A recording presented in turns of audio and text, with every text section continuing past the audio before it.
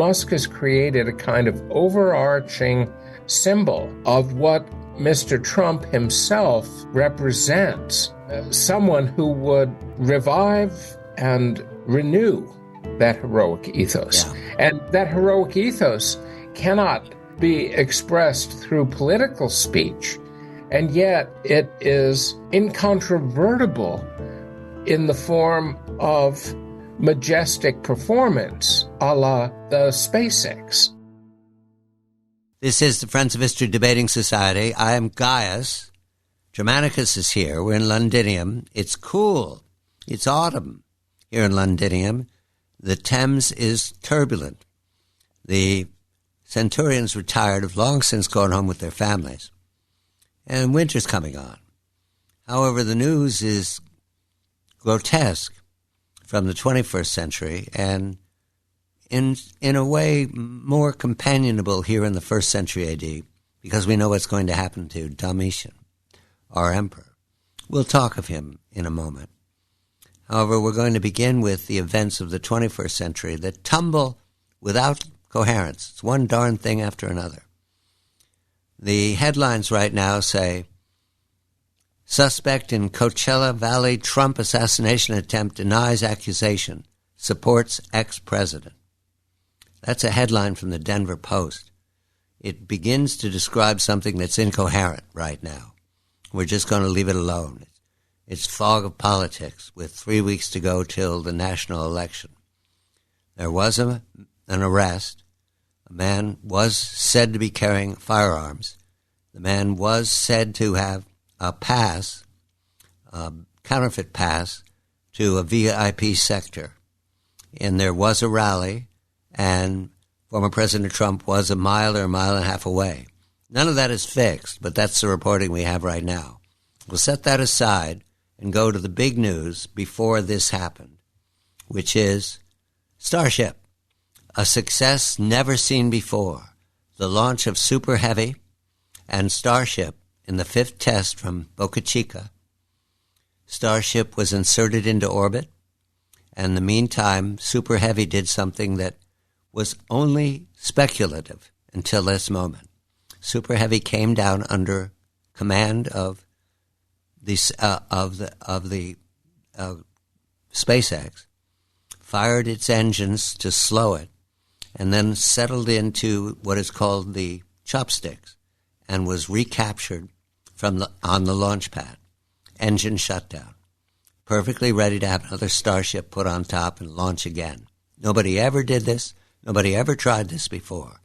In the meantime, Starship went on to do half an orbit and then descend under controlled descent, taking an enormous amount of heat on its underside where it has ablative material to redirect the heat, and then landed under controlled conditions exactly where they wanted it in the ocean, not on land. That's next. They landed in the ocean, and they'd set buoys on all sides of the spot they'd picked out to land, and the buoys had cameras. So we saw Starship come down and settle into the ocean, and the steam spring up. Starship sank and the engines turned off. In other words, a perfect launch. So I come to you, Germanicus, not excluding the news about a third assassination attempt, just setting aside for the moment to say that Musk at the Butler rally some days ago was risk on. He did what no rich man has to do. He committed himself to one side only. And he did it in a fashion that was energetic, enthusiastic, and clearly upsetting to half the nation or more. Certainly upsetting to half the elite who command Washington right now. And yet, he did it, and then he put together the 5th test, and it's a triumph. So what we have here is this question. Does Trump have, thanks to Musk, the mandate of heaven? Good evening, Germanicus. Good evening, Gaius. This is the starkest, most sharp and unbending and starkest meme possible of the contrast between America's original heroic ethos and the new and so far ascendant therapeutic ethos. And had this happened 40 years ago, the country would be in wild and ecstatic celebration. And yet, Mr. Musk was able to create something that wasn't done by government, that was done by a private enterprise. And it was so stunningly successful, it arced over anything that a corrupt and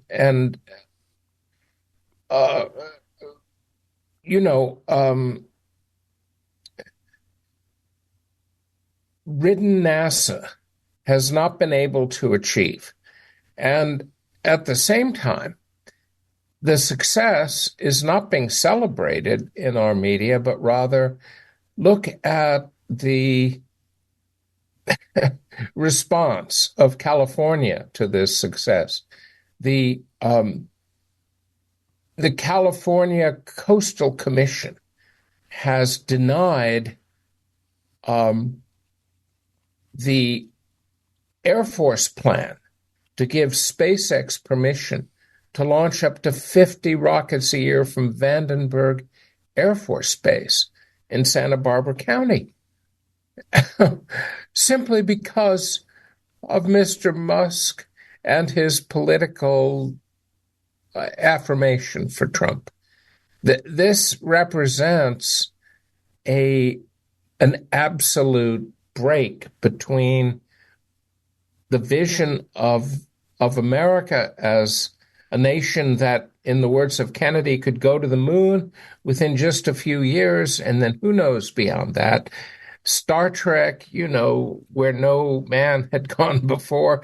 The whole vision of America that had been propelled after World War II is now in direct conflict with a vision that seeks to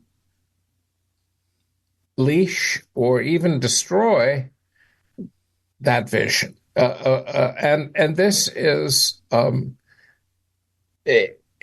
metaphor for not simply the divide in America, but the powerful opposition between two visions. And they're essentially religious visions. They are deeply held.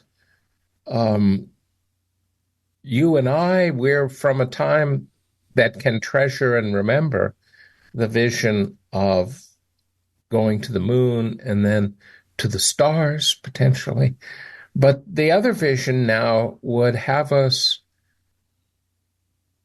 give that up and go to a very different understanding of our civilization and way of life. So in many ways, what Mr. Musk has done is he has staked out an electric calling for those who still believe in the original heroic vision to claim it and rally around it and to fight against the bureaucratic vision of a therapeutic society that would have no great and glorious visions to aspire to.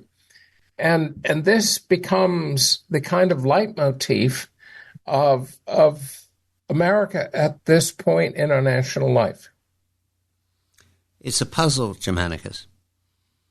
It's a puzzle that we grew up with a tradition of success.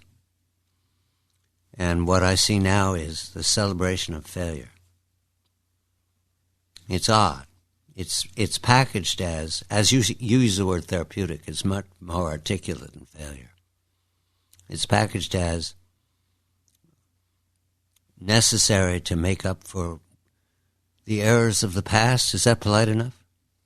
Yeah, that's polite. And frankly, to make up for the sins, shall we say, of the past, we would destroy the society that we have today. I mean, you can look back at the BLM riots of 2020, and you can see the way in which the blue establishment embraced the destruction, enormous destruction, $21 billion worth of destruction. You remind me when they pulled over Grant in San Francisco. That was it for me. Good Roman that I am. To pull over Ulysses Grant's statue as if he was an enemy of the United States. There have been so many of those renunciations of the very fabric of our life, because we went through a terrible civil war and we lost 600,000 people. And when I say we, the Confederate States of America were part of America, and they are today. And yet there is a move to reject them and to reject the reconciliation, and that you see that in the tearing down of the statues of Robert E. Lee. And it's got to the point where even the statues of the great Ulysses S. Grant are considered too heroic and need to be brought down. But the result is what you're seeing today in California, in Minnesota, in Portland, Oregon, Seattle. You're seeing a complete unraveling of social life. So does Trump have the mandate of heaven via Musk? Does he? One of the ways to understand this, and I totally endorse your term, the mandate of heaven, is one of the things that Musk has done that is critical here, and that goes beyond any kind of simple appearance, as he jumped at Butler, for example, is that Musk has created a kind of overarching symbol of what Mr. Trump himself represents as a someone who would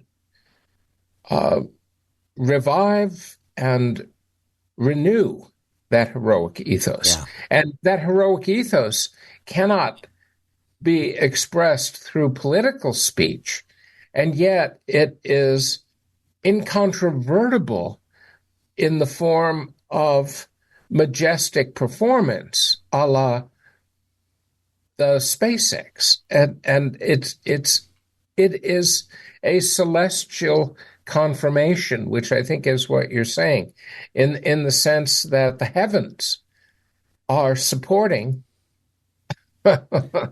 this vision of what America can be, and that's pretty overwhelming. Detail here, and then we're going to turn to Russia. On the way down, the data was continuous. There was no interruption, which would ordinarily be true because of communication. You have to wait to reconnect when it gets through the atmosphere, the upper atmosphere. But because of Starlink, there was never a break in data download. Right. The same Starlink we're talking on right now. Yeah. That's Starlink.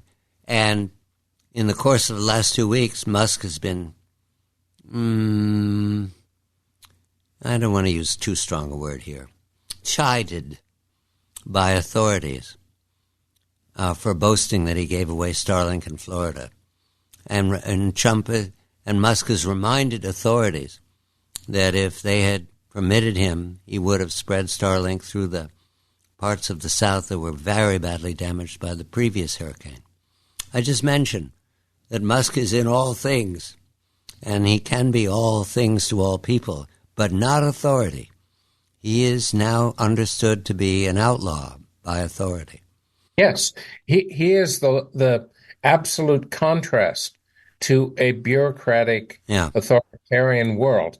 He is a stentorian, primal figure who represents the core of what America was in its original form, and the fact that there is the promise for that to continue today. That is the essence of what he represents.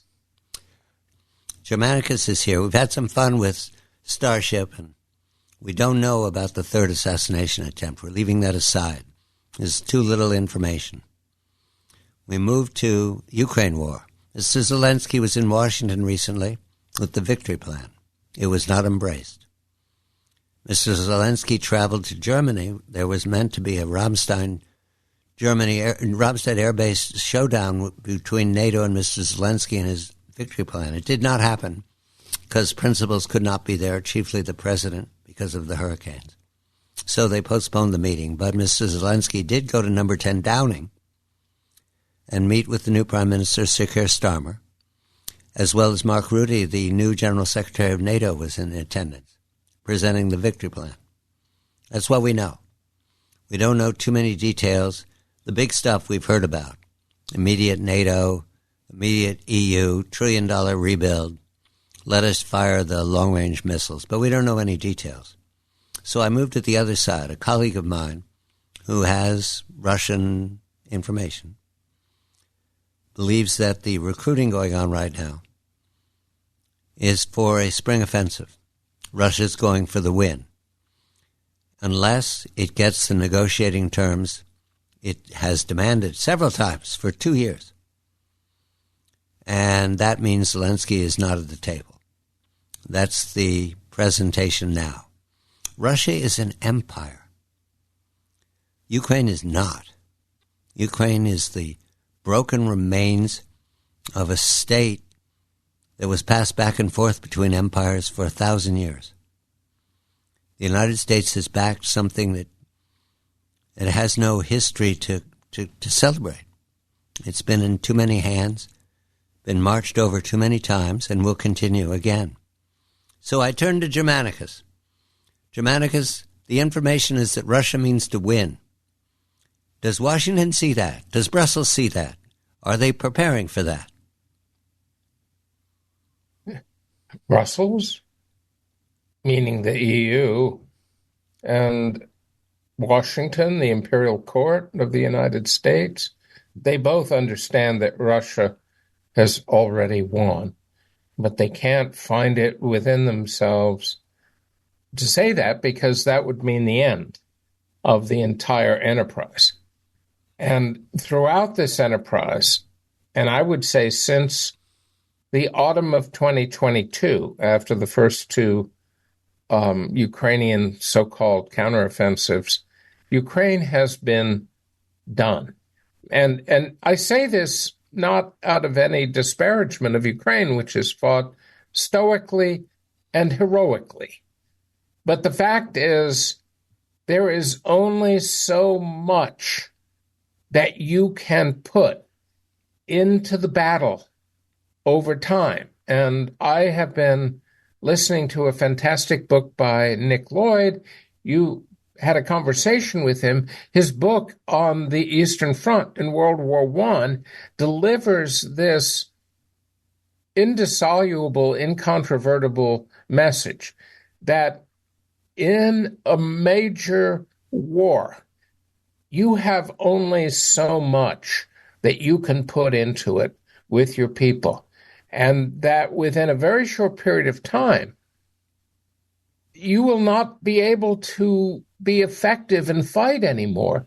This happened to the army of Austria-Hungary within 2 years. They were done. It happened to the Ottomans. It happened eventually to Italy and France as well. It happened to Russia. And what has happened to Ukraine is that its heroic efforts, the offensives of the autumn of 2022 and the great so-called counteroffensive of 2023, Battle of Bakhmut, and others after that, and then the recent offensive in Kursk, have played out. They bled out the Ukrainian army. There is no more effective army.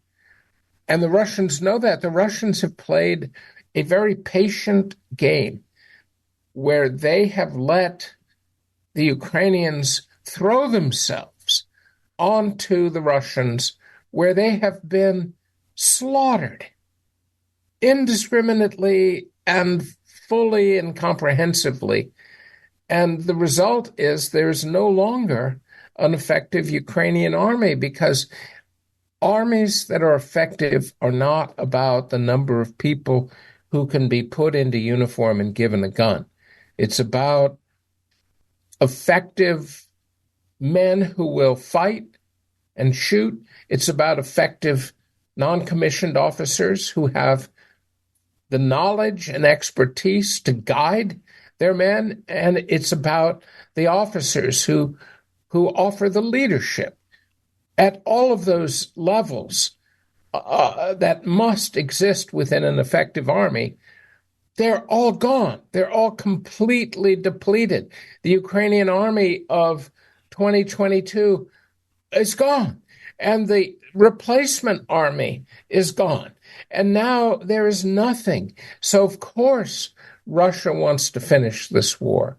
It's almost like an act of mercy. They must finish it because the war must stop, or else there will be no more Ukraine. The greatest irony of this war is that the United States and NATO have effectively conspired with Russia to destroy Ukraine forever. The U.S. should never have put Ukraine in a position where it would be bled white and would not exist anymore as an effective working society. For Ukraine to go from 37 million people in 2022 down to 16, 17, 18 million today is shocking. It's a crime that the U.S. has perpetrated, and the result has been the destruction of a country. So yes, I hope the war ends, because Ukraine must be spared at some point. But no, it cannot any longer offer truly effective resistance. And you can see this day by day on the fighting. It's over. Europe wants energy back from Russia. Is there a way to put this back together again? Ask the U.S. to leave the room? Ask the U.S. to participate? Ask the U.S. and the NATO and EU to help Europe put it back together again? Because the energy story is not going to get better by itself. Right. One of the collateral dimensions of this war, from the U.S. standpoint, was to not merely bring Russia to its knees, which failed, unbelievably failed, but to bring Germany to its knees, which has succeeded. And so for Germany to re-engage with Russia would demand Germany throwing off the yoke of the United States. The U.S. was jealous that before the war that Germany had established this complementary economic relationship with Russia, and that was good for Germans. It was good for the German economy. And the U.S. made sure that that was ended. The U.S. destroyed the Nord Stream 2 pipeline. The U.S. created a situation where Germany was pushed into recession. And the fact is, if Germans want to take charge of their own destiny, they have to do it. There's nothing stopping them. But they've been completely bullied by the United States, as has been the rest of NATO. And it's shocking, and it is depressing from the standpoint of anyone who believes, as I used to, that the U.S. is an altruistic force in the world. Germanicus is Michael Vlahos. I am Gaius, John Batchelor. By the Thames. It's late in the afternoon, and the news from the 21st century is chaos, anarchy, violence, threat of violence. There's also news that the U.S. is dispatching a high-performance anti-missile system to Israel in anticipation of much worse headlines ahead. We're going to turn, however, to our own time. A poet named Suetonius writes a history of the first 12 Caesars. We're still inside one of them, Domitian. Vespasian's second son. Suetonius he publishes all the bad stuff. He doesn't say anything about the positive moments. Domitian, there were a few. However, when we come back, what do you expect as a equus class? We're not senators. We don't want to be senators. We're nowhere near Rome. What do we expect from an emperor, good or bad? Does Domitian satisfy it? Do we look for, as Germanicus says, a hero, a conqueror, or somebody more literary like Claudius? Germanicus and I are first century AD men, and sometimes gravity gets us. And we have an emperor now, Domitian, who is the second son of Vespasian, who solved the year of 4 emperors. Domitian is no worthy descendant. He's a troubled young man. Suetonius, a poet and historian, sometimes, mostly a poet. He, when in doubt, go for the good story. Suetonius writes up Domitian in a fashion that is all negative. There's nothing whatever to recommend Domitian in this telling, long afterwards. Now, there were good things to say. One of them is he left us alone here in Londinium. Germanicus, can you think of anything else to say about Suetonius? I mean, about Domitian? Because Suetonius would have it that we're just persecuted by his bleakness. Well, we should never trust a Roman historian. Now, Procopius was the same way when he wrote his history of Justinian and Theodora. These historians wanted to send a certain message, and they had perhaps emotional scores to settle. But it is kind of difficult to deal with some of the realities. I mean, like this quote from Suetonius, Domitian put to death many senators, and amongst them several men of consular rank. In this number, Civica Cerealis, when he was proconsul in Africa, Salvadienus, Orphetus, Acilius, Glabrio in exile, under the pretense of their planning to revolt against them.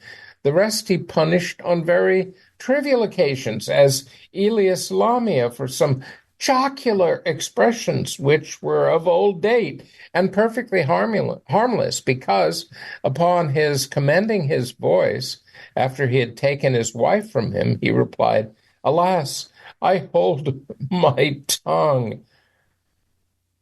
Oh, the problem with an autocratic society is that it can take, shall we say, liberties of inequity. And the difficulty that we see emerging in the United States is that the ruling class, mostly blue, but there's also plenty of old red in the deep state, they have shown that they will operate in ways that perhaps aren't quite as bloody, but that are just as implacable.